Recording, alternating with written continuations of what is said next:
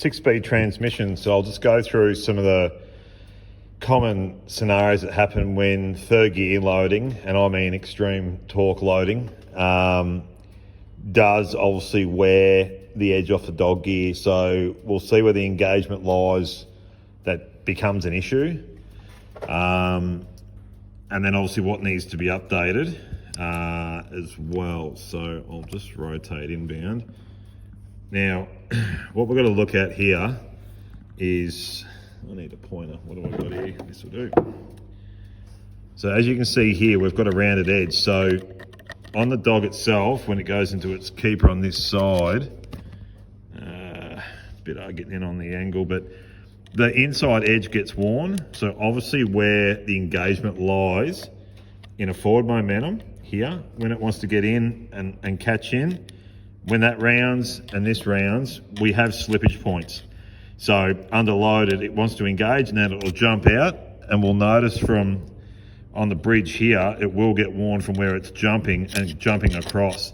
So this is, I would say the most, well, these boxes are pretty good, don't get me wrong, but once you start belting a heap of power in and torque to the ground, third gear is obviously a domineering gear. So first, second, third, say fourth power on, or first, second, third, or just in third when you could be in a lower speed zone, powering on and getting into it. So it's sort of in the happy medium area where delivery is always going to be exposed. But when I knock these shafts out, I'll pull this apart. We see common wear as well with the fork. There's something else we've got to look out for as well, is when you start seeing a discoloration and then a bite allowance, that is the next point too. So we're going to see a bit of slop and everything else because it's a hard shift and everything.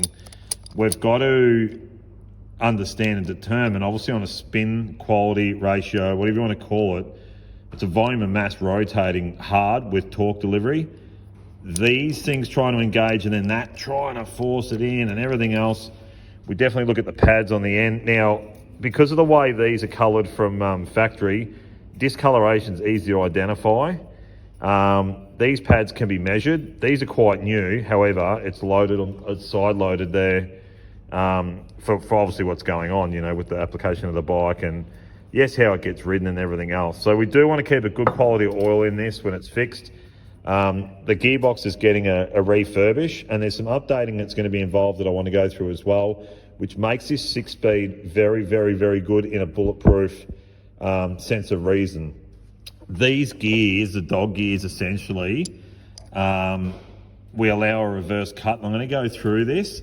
So then our edge is going to chamfer back, and we've got an edge here that really wants to bite in, and a 5-degree radius on that allows it to slipstream across and have a far better engagement than a straight up and down and a somewhat curvature edge. So there's just little things that you can do to make these gearboxes better. When these are all plumbed up and tight and in the bike, there's still like an allowance for things where we can have a shimming allowance that can obviously neaten up and tighten up the gearbox essentially. There's little things that you can go through, but like these things get beat when you go into the drags, burnouts, high horsepower torque applications where it's just going to put a lot of load into things, and we want to try and resolve as much as possible because a well-known brand that's out there in the Harley-Davidson industry for a 6-speed gearbox from overseas, you'd be looking at like $7,000.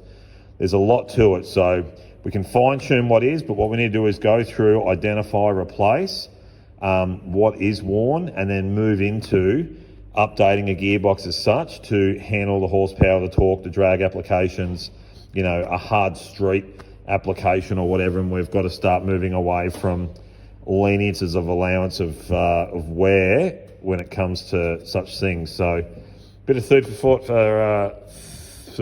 thought for today. But yeah, there's a little video just on the 6-speed gearbox for now. All right, so what we can see is, I'll try and do it this way. So we're in somehow, yep. All right, so we have a look at our inner edge on here, and then obviously probably the best point of view is, so you have a look at the way your edge is created to opposed to, you know, basically how machined from factory. So you can imagine that rounded edge trying to engage there. Hopefully that works. But yeah, when we've got a sloppy radius on here, when it tries to get in, it just jumps out and then it wears here, drags itself across. And then when it skips, you got to think it load engages, slips, load engages. All it's doing is just completely making a ruckus the whole way. So that's what we've got to look at with these things of application. But yeah, look, every edge on the drive side for torque load is rounded, when what we usually see is an edge or a knuckle side such as with that radius, opposed to what you can see. You can see across all faces, even if I sort of zoom on that back edge, you can see how, like it obviously is wearing on the other side too a fraction, but this is your load front. But you can just see what it's doing. So every time that skips, it's damaging. But the creation of force in that to here, obviously as you rev the bike up, all it wants to do is go, yep, no, and it'll just slip around in each one. You'll feel that shudder.